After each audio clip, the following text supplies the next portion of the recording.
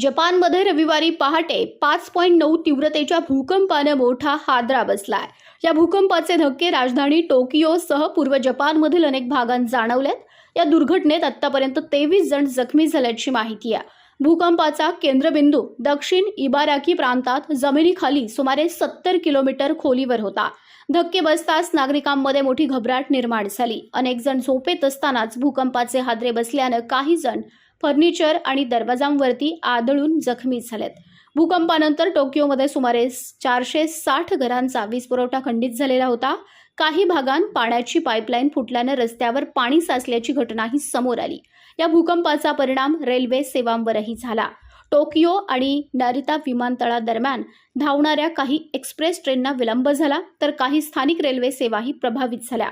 मात्र Shinkansen bullet train सेवा सुरळीत सुरू असल्याची माहिती आहे। दरम्यान सर्वात मोठा दिलासा म्हणजे या भूकंपानंतर त्सुनामीचा कोणताही धोका नसल्याचं स्पष्ट करण्यात आलंय। तसंच अणुऊर्जा प्रकल्पांमध्येही कोणतीही गंभीर अनियमितता आढळलेली नाही। संभाव्य नुकसानीचा आढावा घेण्यासाठी जपान सरकारने विशेष टास्क फोर्स स्थापन केली असून प्रशासनाकडून परिस्थितीवर बारकाईने लक्ष ठेवण्यात येत आहे।